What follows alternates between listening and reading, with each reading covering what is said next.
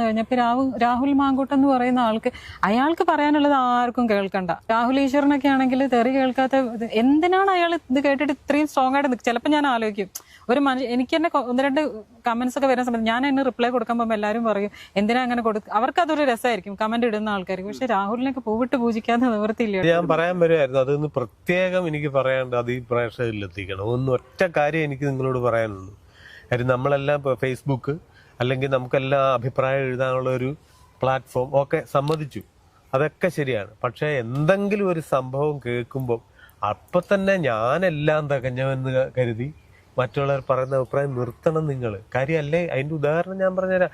ഇപ്പം പ്രശസ്തരായ രാഷ്ട്രീയക്കാർക്കോ സിനിമാക്കാർക്കോ മാത്രമല്ല, വെറുതെ ബസ്സിൽ നടന്ന ഒരുത്തൻ്റെ പോലും ജീവിതം പോയി. അപ്പൊ സാധാരണക്കാരന്റെ മുറ്റത്തെത്തി നിൽക്കുകയാണ്. അതുകൊണ്ട് ദൈവത്തെ ഓർത്ത് ഒരു ആരോപണം എവിടെയെങ്കിലും കേട്ട് കഴിഞ്ഞാൽ ഉടനെ എടുത്തിയാടി അയാൾക്ക് അനുകൂലമായിട്ട് നിന്നില്ലേലും അയാൾക്ക് ആ സത്യം തെളിയിക്കാനുള്ള അവസരം ഇല്ലാതാക്കി കളയരുത് എന്നുള്ള ഒരു അപേക്ഷ മാത്രമേ ഉള്ളൂ.